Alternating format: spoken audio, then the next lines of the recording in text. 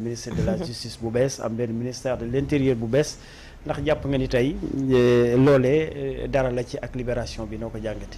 ok defee nga ko 2 ans nul de loolu de mooy boole njàmbaas ñaar waaw ngeen ñu jaare ci tontuwaale voilà ok boo ma mayoon tuuti rek balaa may dugg ci wàllu libération nit dof ma wax ak sama xarit Aliou Cissé ne ko félicitation gars ci match Lions yi comme am nañu ndam 1-0 par rapport à Cameroun day tax ñu natt suñu bopp comme ñoom ci suñu poule la ñu bokk ñu war a xam ni ñu jànkonteel waaye Cissé dañuy dimbali di bàyyi Elimane muy jouer waaye na koy titulariser du dëgg di ko bàyyi mu jouer parce que joueur da nga koy mettre en confiance pour mu mën a def ay résultats et c'est un excellent joueur à chaque fois qu'il touche le ballon vraiment il fait un travail magnifique sinon on leur souhaite une bonne continuation à nos Lions du Sénégal pour revenir dama ko da nga ko jege nga sori ko tuuti waaw voilà donc c'est bon, c'est bon Yass très bien pour revenir à la libération de Mortal Mortal Gueye alias Nit Dof dañuy wax alhamdulillahi rabbil alamin parce que je pense que bokk nañu ci nit ñi nga xamante ne saa su nekk suñu plaidoyer dañu koy mener dans le sens ñu wax ñu libérer ñi nga xamante ne ñoom ñoo nekk ci kaso yi et Nit Dof ci la bokk yaa ngi wax juróom-ñeenti weer dafa yàgg bu finalement da ngay jàpp ne ëpp na loolu wala weesu na loolu donc c'est un pas boo xamante ne franchir nañu ko ci wàllub yoon bu nu ko libérer vraiment mu mën a bénéficier d'une liberté provisoire donc dafay des sous contrôle judiciaire et que dafa war di wuy ji li nga xam ne moom mooy juge d'instruction bi pour won ko teewaayam ci réew mi ak leneen lu ci topp je pense que combat boo xamante ne ay naataangoom rappeur mëne nañ ko fi du benn du ñaar def nañu fi ay marche sénégalais ak ku mu mënti doon je pense que de tous bords et de toutes parts kasu moom kenn du ko yéene sa noon bi nga xamante ne moom mooy noon bi gën a fës beneen bi ci topp mooy wax dëgg yàlla Nit Dof ak ñeneen ñi nga xam ne ñoom la nekkandool ci kaso bi man jàpp naa ne seen place nekkul ci kaso bi que war nañ leen mën a génnee ñu dellu seen activité doxal seen i mbir donc je pense que c'est une bonne chose pour famille am ak ñi nga xamante ne ñoom ñooy ay xaritam ak ay jege ñaaleem ak ñi nga xam ne ñoom la bokkal li nga xamante ne moom mooy axlu rap yëpp ci mouvement hip hop bi ak ñi nga xamante ne au-delà de tout cela ce sont juste des sympathisants de Nit Dof c'est une très bonne chose que ñu génnee ko ci kaso bi et on espère que il ne sera pas le dernier qui sera le premier de cette longue liste bi nga xamante ne mooy ñeneen ñi ci des te ñuy dem ba dañ leen di sax fàtte ku ci mel ni ay Cheikh Oumar Diagne dañ koy fàtte Karim Xrum Xax dañu koy fàtte ak ñeneen ñi nga xamante ne fekk ji nañ leen ci kaso bi donc ñooñu ñëpp ñu ngi ñaan yàlla suñu borom mu génnee leen ci kaso bi libéré leen bàyyi leen ñu dellu ci seen liberté et loolu Mahfouz boo ma ko mayee ma permettre je lance encore une fois un message à ce que ñu libéré Oustaz Assane Seck qui est un de nos confrères nekk Sen TV libéré Maty Sarr Niang qui est journaliste te ñu tëj ko ci kaso bi vraiment ñooñu ñëpp nañ leen bàyyi génne leen ci li nga xamante ne moom mooy prison yi nga xamante ne foofu lañ leen dugal pour revenir à ta question bon la nomination de Aïssata Tall avec aujourd'hui la libération de Nit Dof on a presque envie de dire c'est une bonne chose sauf que il faut pas mettre la charrue avant les bœufs moi je pense que ce nouveau gouvernement li nga xamante ne moo ci sama gis-gis mooy ne gisuma pertinence bi et je l'ai toujours dit pour man amul pertinence à quelques mois des élections ñu taxawal gouvernement bu bees remanier changer système bi nga xamante ne moom moo fi nekkoon enfin jouer à un jeu de chaise musicale bu ñuy changer déplacer rek jël keneen teg fi keneen Ismaïla Madior Fall est un juriste éminent professeur bon c'est vrai que ñu bëri ŋàññi nañu ko ci li nga xamante ne noonu la yore woon justice su réew mi parce que quand même yenn dossiers yu chaud yu brûlant yëpp moom fii la ko fekk mais fii la fekkoon aussi Aïssata Tall Sall même bu fekkee dafa nekk affaire étrangère donc Aïssata Tall Sall aussi elle a perdu beaucoup ci image positive bi nga xam ne nit ñi amoon nañu ko ci moom depuis ndaje bu mag bi nga xamante ne soxla woon nañu mu joxe position Sénégal par rapport à la question du 3e mandat et ça n'a pas été fait donc aujourd'hui c'est changer un Ismaïla Madior Fall et mettre une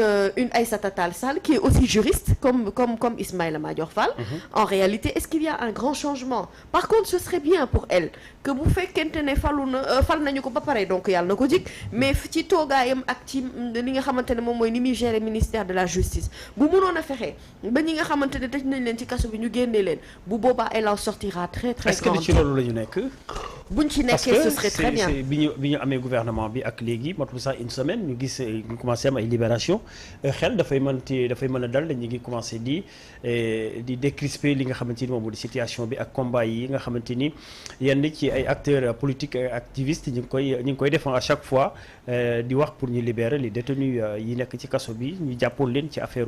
lu ci mel ne affaire Sonko wala lu mel ne politique. waaw peut-être qu'elle est dans cette lancée si elle est dans cette lancée man dama koy encourager mu continuer. parce que pour man bu réussir à ce que ñi nekk ci kaso bi génn je dis encore qu'elle en serait vraiment grande parce que dinañu wax ne bi bu ñëwee ministère de la justice wax dëgg yàlla fexe na ba ñenn ñi génn mais on ne peut pas encore sauter de joie pour la toute bonne et simple raison que nit dof rek nekkul woon ci kaso bi yàgg fa. wax nañu ko sànq am na fi ñeneen ñoo xamante ne ñu ngi ci biir kaso yi ko mu nekk kaso góor ñi ko mu nekk kaso jigéen ñi. ñu nga fa fees dell te dañ leen a war a libérer boo bëggee décrisper en réalité du benn libération moo koy def. il faut faire de telle sorte que ñi nga xamante ne dañ leen di woowee appellation politique détenus des détenus politiques à ce que ñu bàyyi leen ñu dellu ci seen ay activités il faudrait que tous ces activistes yi nga xamante ne ñu ngi ci biir kaso bi ñu bàyyi leen ñu doxal parce que dañuy jublu ci ay élections et on a besoin de leur voix te même bu dul dara au-delà de tout cela la question humaine voudrait que vraiment booy xool yenn situation yi te xëy na peut-être moom jigéen la mën na am yenn sensibilité yi que mu njéem a ñafe à ce que ñi nga xam ne ñoo génnoon wala ñoo duggoon ci biir kaso bi ñu génn mais sauf que xam nga loolu aussi il faut avoir beaucoup de courage pour pouvoir le faire Mahfous parce que dafay mel ni comme si Ismaïla Madior Fall dafa ñëw am benn liggéey Aïssata Tall ñëw ne ko comme li nga liggéey daanaka baaxul donc ce serait pas facile pour elle et moi je reste spectatrice maa ngi toog di xaar ba xam yëf yi fan la wànnenti di mujjee ki gëtam sur le plan de la justice il y a énormément de choses à faire sénégalais yi dañu soxla wóoluwaat suñu justice sénégalaise et puis sénégalais yi dañoo soxla également ku dalal seen xel par rapport ak justice bi ni muy doxee ça c'est une chose beneen bi le ministre de l'intérieur Antoine Félix Diome bi ñu changé jox ko poste bu ñeel wàllum pétrole ak leneen lu ci topp jëli Sidiki Kaba mi nga xam ne moo yoroon forces armées indi ko au niveau du ministère de l'intérieur Sidiki Kaba s'il connaît li nga xam ne moom mooy tous les secrets concernant les forces armées mais bu demee ministère de l'intérieur c'est une suite logique tout est dans des questions de sécurité la question de sécurité nationale la donc xëy na peut-être kóolute gi foofu la nekkee mais j'aurais voulu bu ñu dee def gouvernement ñu nommer aussi un ministre des élections qui n'a absolument rien à voir avec la politique parce que bu ñu fàtte ne dañuy jublu ci ay élections électorales yoo xam ne on a besoin ay jongante yoo xamante ne dafay inclusive dafay transparente te nit ñi dinañu seen xel dina dal par rapport ak ni ñu koy doxalee et fi may jeexalee ci gouvernement bi mooy ce que je n'ai pas par contre compris mooy le fait que ñu reconduire Pape Malick Ndour en tant que ministre de la jeunesse. c'est quoi cette blague non mais c'est quoi c'est une grosse lan mooy problème bi. c'est une grosse blague mais lan mooy problème bi Mahfous à quel moment tu peux me poser une question pareille pendant que xale yi ñu ngi jël gaal yi di dem. mais dëkk bi deseetul ndaw ñi amatuñu yaakaar ci réew mi di. waaw xanaa moom président de la république kon moom vague de jeunes yi nga xamante ne ñu ngi jaar ci géej gi ñii di dem Nicaragua ñii di wuti ji feneen fu ñu jaar ak ñi ñu ciy jot a jàpp ñi ñu war a rapatrier ñi jot a yegg ñi amul këyit ñi dem ba amatuñu yaakaar ci réew mi mais ñooñu ce ne sont pas des jeunes. Ce qui s'est passé à Kédougou avec cette jeunesse qui demandait juste un emploi xanaa on peut pas nous dire que depuis ñoom bi ñu fi nekkee ba léegi politique de l'emploi des jeunes du Sénégal dafa yokk wala dafa jëm kanam. La situation des jeunes de ce pays est une situation extrêmement critique te dafa am ku fi nekkoon ministre di ko doxal boobu ba tey pour man lii am ni c'est un échec. mais parce que tout simplement dañuy réfléchir politique Cheikh Ousmane dans ce pays même bu ñu dee teg gouvernement à quelques mois des élections on cherche des postes stratégiques ni ñuy neexale ñenn ñi nga xamante ne jàpp nañu ne am nañu base wala am nañu fief politique. sauf que yor réew ak faire de la politique. C'est deux choses archi différentes. Il faut savoir mettre les hommes et les femmes qu'il faut à la place qu'il faut. beneen bu ci topp mooy Amadou Ba pourquoi premier ministre a démissionné? Il peut pas être candidat de Benno Bokk Yaakaar et conduire le gouvernement du Sénégal. En fait li ñuy wax ñoom gouvernement de mission gouvernement de combat il faut que mu am non si c'est un gros problème. mais gis nañ fi nekk président nekk candidat. donc ça non mais mënu nekk. c'est pas pareil non c'est pas pareil. non mais Macky Sall nekk na président nekk candidat loolu bokkul. war léegi téyel foofu yow. ma dama ko faram fàcce. d'accord. ñëwal ñëwal non mais c'est que ça n'a absolument rien à voir te gis nga c'est-à-dire que ñoom li ma leen bëgg a wax rek ne mooy maanaam li ñu bëgg gëmloo askan wi ak action yi ñuy poser du lu benn on peut pas venir dire que à 5 mois des élections dañuy fal benn gouvernement de mission une mission boo xamante ne ñoom jotuñu ko def en 12 années de règne. À quel moment ils se sont réveillés la ñuy door a yeewu tig ni attendez on va essayer de prendre certaines missions à bras le corps gis nga le bilan immatériel. Il peut être bel et bien bon. Il y a des points où on peut lui dire bravo am na ci yoo xam ne liggéey nga ko def nga ko ci. mais gis nga le bilan matériel boobu moo gën a metti ak li Sénégalais yi di dund. tartar yi ñuy dund yi ñuy jànkonteel te pourtant ñoom ñoo fi defoon gouvernement de combat.